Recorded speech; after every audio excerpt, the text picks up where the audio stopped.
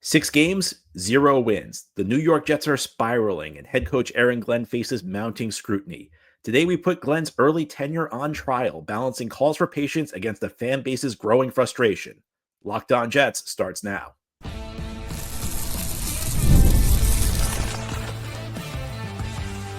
You are Locked On Jets, your daily New York Jets podcast.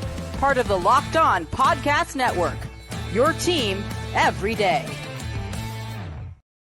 Welcome. This is the Locked On Jets podcast, part of the Locked On Podcast Network, your team every day. It is Tuesday, October 14th, 2025, and I'm your host, John B. from GangGreenNation.com. Thanking you so much for making the show your first listen or first watch every day. A big shout out to you everydayers. This is a daily podcast covering the New York Jets with new episodes each day through the week, Monday through Friday, and today's episode is brought to you by FanDuel. Right now, new customers can bet just $5, and if your bet wins, you'll get $300 in bonus bets to use across the app. Well, the topic of head coach Aaron Glenn's job performance is dividing Jets fans. We are only 6 games into his tenure. They have produced 6 losses. And some Jets fans already want to put Aaron Glenn on the hot seat. So on today, we are going to put Aaron Glenn on trial. We're going to determine whether or not he should be on the hot seat. I will give a verdict at the end of the show. But first, I will present the case for putting Glenn on the hot seat and the case against putting Glenn on the hot seat. So we will begin, and I will talk about the areas where Aaron Glenn has failed. And there are many, and they are profound. I don't think anybody thought that we'd be sitting here on October 14th and the Jets would be 0-6. And not just that they're 0-6, the way they've gotten to 0-6, because this was very much a Jets season where the record mattered, but it was also how they got there. And this is a team right now that has the worst record in football. They've also looked like the worst team in football. I know there have been some competitive games like week 1 against the Pittsburgh Steelers, Sunday's loss in London to the Denver Broncos.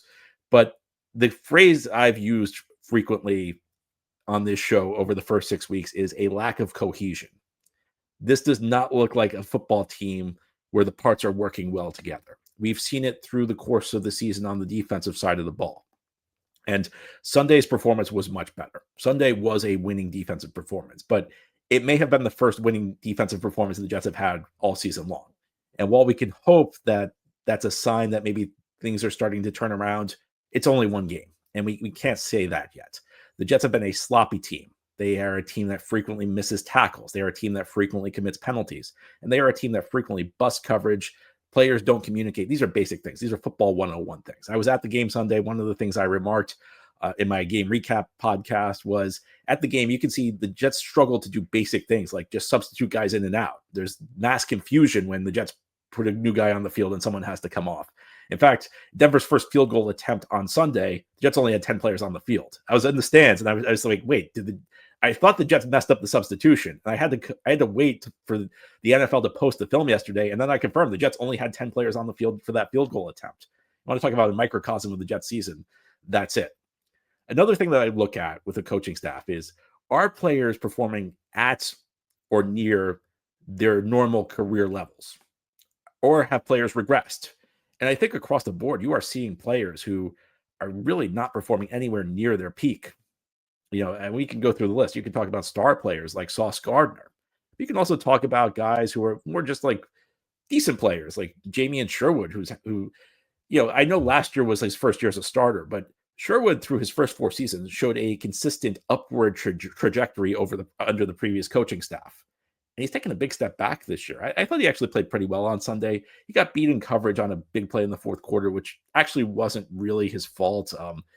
Michael Clemens lined up in the wrong gap, which again, once again, an example of a veteran player not doing something basic. So Sherwood tried to get him into the right gap, but Denver snapped the ball, so Sherwood wasn't in position. Sherwood was kind of doing his job as the quarterback of the defense, when correcting when someone lines up in the wrong spot. But it's another sign that the Jets just not looking cohesive on that side of the ball. Another thing I'm going to say is, while the offensive focus has been on Justin Fields, the more I examine what's going on that side of the ball, the more troubled I am. And I've gone easy on Tanner Engstrand, in part because I think sometimes our perceptions of offensive coordinators come down to how well the quarterback is playing. I remember week 1 against the Steelers when the Jets put up 32 points and Justin Fields looked great. People praised the game Tanner Engstrand called. I didn't really think that Engstrand did anything extraordinary. I mean, if you look at those play calls, they were fine for the most part. I thought there were a couple situational play calls that were kind of head scratching, but I think I thought a lot of it came down to Fields playing well. Fields has since played really poorly, and I think it's tough to call plays when your quarterback plays the way Justin Fields plays. But the more I think about this, the less I like what Engstrand's doing, because we talked all offseason about how the Jets needed to build a dominant run offense. And a big part of that was involving the quarterback in the run game. And Fields has not had more than 7 rushing attempts since week 1 against Pittsburgh. If you go back to 2022, which was his best season, he was running the ball over 10 times per game. So they haven't really utilized him. And you don't see a lot of creative run concepts where Fields has options. I mean, they run a few basic zone reads, but there's not really a lot of window dressing. There's not a lot of eye candy in the way these things are designed. So I'm actually starting to question Engstrand a little bit, but I also question the roster construction.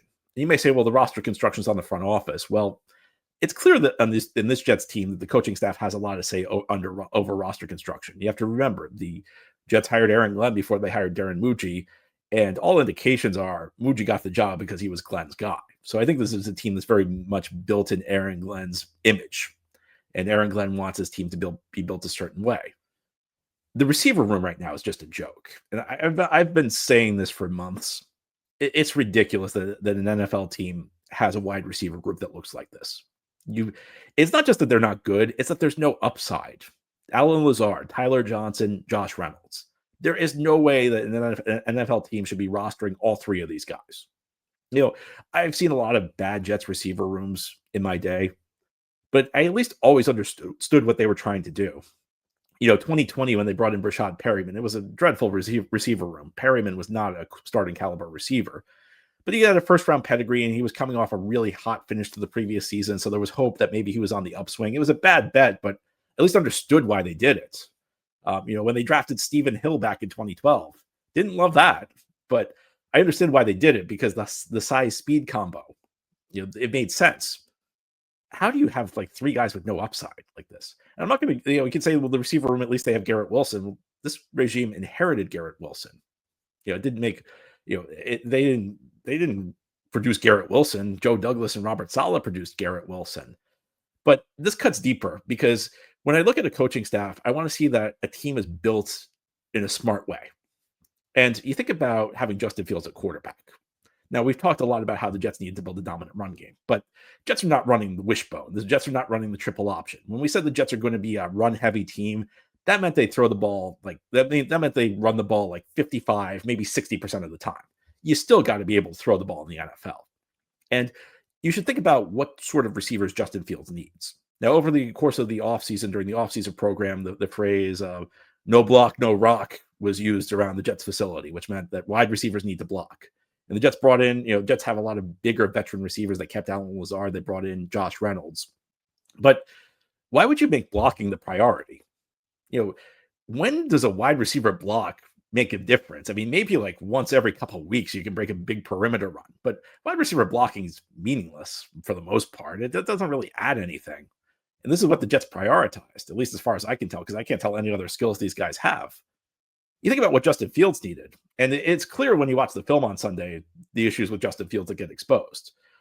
He does not like throwing into tight windows. I mean, there were a couple of those sacks where he should have just let it. He had a one-on-one, a couple times Garrett Wilson got away from Patrick Surtain, and you just got to let it rip. You got to trust your guy to win. Fields doesn't like doing that. There were also a couple sacks where you saw Fields' limitations as a pocket passer, where a more experienced passer who's deeper into his progressions would know where to go. With Fields, when you take away the first look, maybe the second look, he's very hesitant to throw the ball. There are a couple plays where, maybe he's looking right, nobody's open, but if you look to the backside, which a more experienced quarterback will do, he'll get the ball.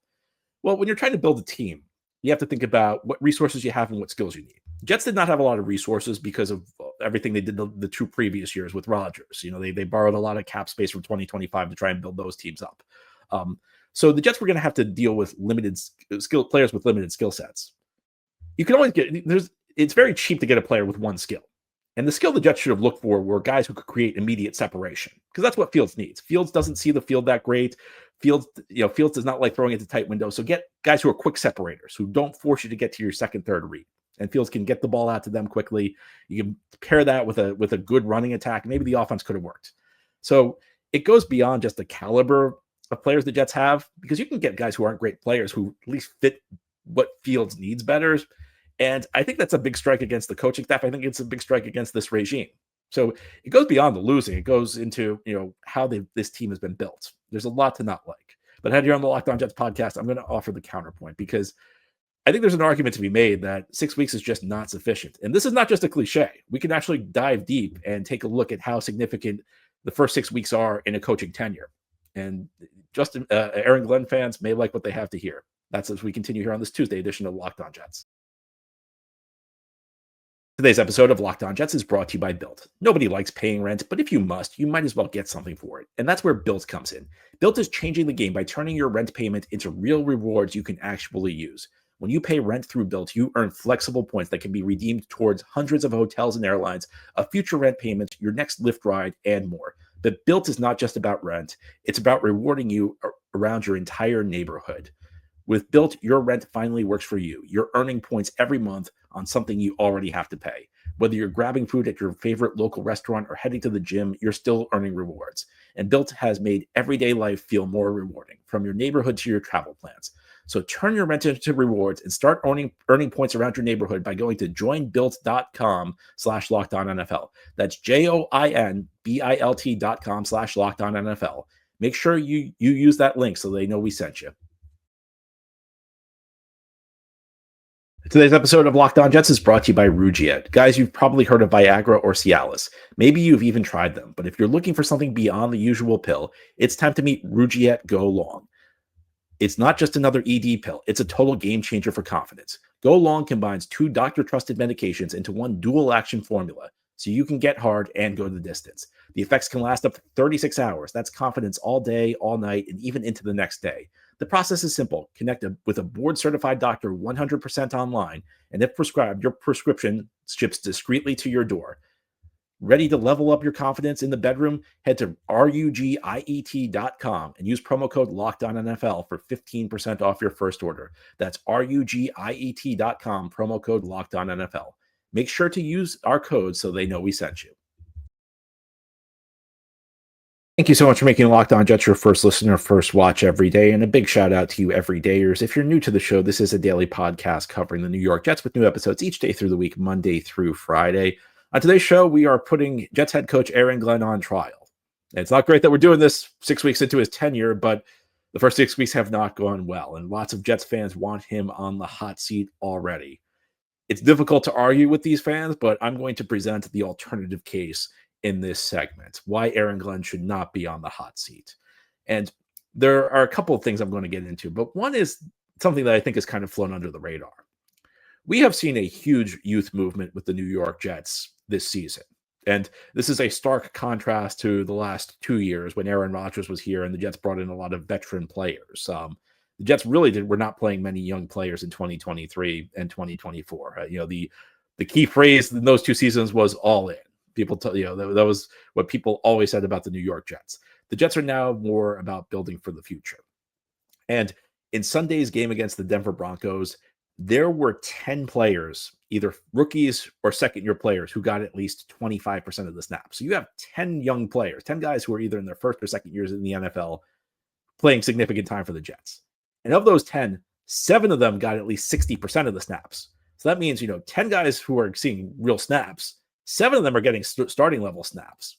And you know what? When you're dealing with young players, mistakes increase. Now, you can't blame everything on young players because we also see veteran players making mistakes. We see things that are inexcusable. But at least to some extent, the reason the Jets have been so mistake prone this year are you're playing young guys who are learning, guys who are playing more complex systems than they played in college. They're playing against better athletes than they've ever played against. There is a bit of a transition period when you go from college to the NFL. And if we're being honest, the Jets are giving reps to a lot of young guys because there are certain spots where they don't have a choice. And the hope, I think a lot of these guys are not players the Jets necessarily have high hopes for.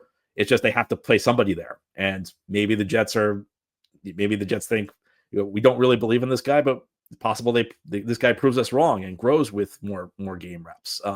So I think that's one context that's kind of been missing. We talk a lot about the mistakes. We talk a lot about the lack of discipline. We don't always discuss the why. And I think when you analyze the NFL, sometimes it's difficult to see complexity and nuance because you can't blame it all on young players. There clearly are things that go beyond the youth, but I don't think we've really paid attention enough to the issues the Jets are having with young players. And this speaks to just how big of a rebuild, just how big of a job Aaron Glenn has taken on with the Jets, because this is a team that pretty much needed an overhaul over the course of this offseason. The Jets swung big the last 2 years with Rodgers and struck out completely. And even though the Jets had really delivered in 2023 and 2024, there would be a lot of players that would need to be turned over on this roster because of how many older players the Jets were leaning on. And it's not a surprise that an 0-6 start is not that common in the NFL. The question is 0-6 indicative of a coach's ability? So what I decided to do is look back at recent memory and see which coaches have started their careers 0-6. And these are guys who were in their first coaching job. I did not include guys who had previously been head coaches, because on your second coaching job, we have a sense of like how good you actually are. So I just took first-time head coaches, and I went back to the year 2011. And 2011 is a good year to like make apples to apples comparisons in NFL team building, because 2011 was the first year of the rookie wage scale, where rookie salaries were set at a pretty low price. Prior to 2011, building your team was different, because a high draft pick could actually be a negative. You frequently, if you were drafting at the top, you'd have to pay a guy who had never played in the NFL star player money. So sometimes it was better to trade down as a result. 2011 is a good jump off point. So since 2011, these are the first time head coaches who have started their career 0-6. You have Gus Bradley, Kyle Shanahan, Brian Flores, Zach Taylor, and Dan Campbell. Now, Gus Bradley was a terrible head coach. He did not turn the Jacksonville Jaguars around. But the other four, they're varying quality. Kyle Shanahan is generally viewed as an elite head coach. Dan Campbell, also viewed as an elite head coach. I like to avoid that comparison because it's overdone comparing Campbell to Glenn, but it's a comparison that's out there. Then you also have Zach Taylor and Brian Flores. And I don't know that either of them is a great head coach. I think that with Taylor, you've got questions about, how much of Cincinnati's success was because he just happened to fall into a draft pick with Joe Burrow. So there's that element, but they've had decent success. I think we could say that Zach Taylor is not a horrendous head coach. And I think you can also say Brian Flores is not a horrendous head coach. There are questions about some of the things he did in Miami. I think he really struggled to figure out the offensive side of the ball, the coordinator situation there. But he improved that team. They started 0-6, but they finished that year very strong. There was a team that was widely viewed as the worst team in modern NFL history early in the 2019 season. They ended up winning 5 games, and Flores followed that up with back-to-back winning seasons. Say what you will about the guy. He may not be a top 5 coach, but he's not a horrendous head coach. He's not a guy that, you run out of town the way people wanted to do with Aaron Glenn. So, that's the list. There have been 5 head coaches start 0-6 in their first head coaching job since 2011. And only one of them is a really dreadful head coach. And what that says to me is not that Aaron Glenn is now destined to be a good head coach, but what it says to me is that the first 6 games is not necessarily indicative of a coach's quality. And those teams that I meant, these coaches coach teams that looked absolutely dreadful the first 6 weeks, generally speaking. A lot of these coaches were the subject of mocking. Zach Taylor in particular. A lot of people were saying about Zach Taylor in 2019 what they're saying about Aaron Glenn right now. Now, of course, again, there's no guarantee. Gus Bradley actually was that bad. But I think it's not a surprise that, if you look at most of these guys who started at 0-6, they took over massive rebuilding jobs. They took over jobs where the teams were kind of short on talent. And, it's sometimes takes a little bit of time. Now, it doesn't take all that much time. You look at the list. By year 3, Dan Campbell had the Lions in the NFC Championship game. By year 3, Zach Taylor was in the Super Bowl. Kyle Shanahan by year 3 was in the Super Bowl. So, it's not like these guys have 5 years. There's no such thing as a 5-year rebuild in the NFL. But I think there's enough to say that 6 games at least is not necessarily indicative of a coach's caliber, particularly when they're taking on such a massive task, particularly when they have to play as many young players as the Jets have to play right now because there's nowhere else to go. So, I think as frustrating as the Jets are to watch right now, and as many issues as the Jets have shown with Aaron Glenn, and frankly, as bad as some of the decisions Glenn has made have been, there is a pathway for Glenn to improve, and there is a pathway for the Jets to get better under Glenn. 6 games, not really a representative sample size. So ahead here on the Locked On Jets podcast, I'm going to give my verdict. And it's going to be a qualified verdict because I'm not going to entirely exonerate Glenn for everything that's gone wrong. I'm not going to say he should be necessarily be in the clear after the season, but I'm not ready to say that Glenn should be fired just yet. And I'll explain the nuance in that as we continue here on this Tuesday edition of Locked On Jets. Today's episode of Locked On Jets is brought to you by FanDuel. The NFL season has arrived, and FanDuel has an offer you don't want to miss. Right now, new customers can bet just $5 and get $300 in bonus bets if you win. That's right. Pick a bet, put down $5, and if it hits, you'll unlock $300 in bonus bets to use across the app. FanDuel gives you so many ways to play. You can build parlays, you can try player props, you can even follow the live lines during games. It makes watching football even more exciting when you got a little something riding on the action. Whether you're a casual fan or love diving into the stats, FanDuel makes the game day experience so much better. So let's look ahead to Sunday. The Jets hosting the Carolina Panthers at MetLife Stadium, and the line has moved. This line opened with the Jets as a 1.5-point favorite. The Panthers are now a 1.5-point favorite, a much more logical line. I don't think the Jets should be favored even at home. But if you want to get in on the action, FanDuel's the place to do it. So what are you waiting for? Visit FanDuel.com to download the FanDuel app today and get started. This is the Locked On Jets podcast on this Tuesday. We are putting Jets head coach Aaron Glenn on trial after his first 6 games have resulted in 6 losses. There are lots of people in the fan base who already want him on the hot seat. And I don't think it's just about the losses. I think it's about how we got there because the Jets have looked like a very poorly coached team through these first 6 games. I'm going to give you my verdict right now, and it's a qualified verdict. My answer is that Aaron Glenn should not be on the hot seat right now. But I reserve the right to change my mind based on what happens over the final 11 games of the season. What I will say is that I will give Glenn 11 games, and then we can revisit this. Because I think the evidence I mentioned against putting Glenn on the hot seat right now is compelling. I think we've seen 6 games is not necessarily indicative of a coach's ability, particularly as he's trying to get his program off the ground. Lots of guys who ended up being decent to good coaches. In fact, more than went on to be disaster coaches started 0-6. And I think that the youth on this team is also a factor. And there's a chance that as these guys get more reps, they get better, and you start seeing higher caliber play. So I'm not ready to put Glenn there yet. I think there's also the question of where do you move on to? The easiest thing in the world is to fire the guy that's not doing the good job. The question is whether your team is better on day 2. And we've learned this the hard way with the Jets. Last year, the Jets fired Robert Saleh. And, at the time I said that, Saleh may not have been a good coach. It's not just about whether Saleh deserved to be fired, because the answer to that was yes. The question was, would it improve the team? And the answer to that was a pretty resounding no, because the options were not Saleh versus better coach. The options were Saleh versus Jeff Ulbrich stretched between 2 jobs. And while Saleh was not a very attractive option, he was better. He was the better, or maybe the less bad of those 2 alternatives. If you fire Aaron Glenn today, well, Steve Wilks takes over. Well, Steve Wilks has been bad as the defensive coordinator. Tanner Engstrand takes over. I mean, Engstrand has 6 games of experience as a coordinator. So what direction are you going, and how does it really improve the team? Last year the case was made, well, the Jets got a jump start on their coaching search. How much did that really do? I mean, the only people the Jets could talk to before the end of the season were people who weren't employed, who really were not top-tier candidates. The only other real impact was the Jets got their coaching requests in immediately, on Black Monday, whereas other teams waited into the afternoon. The Jets got their requests in the morning. So there's really no benefit to getting rid of Glenn right now. There's no benefit to putting Glenn on the hot seat immediately. But I will say this: what we've seen from the New York Jets this season is unacceptable.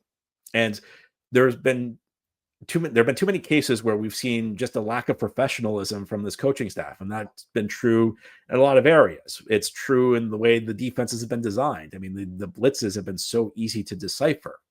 It's come in areas where, like I talked about the offense, where They bring in Justin Fields, and I don't want to defend Justin Fields because Justin Fields' play cannot be defended right now.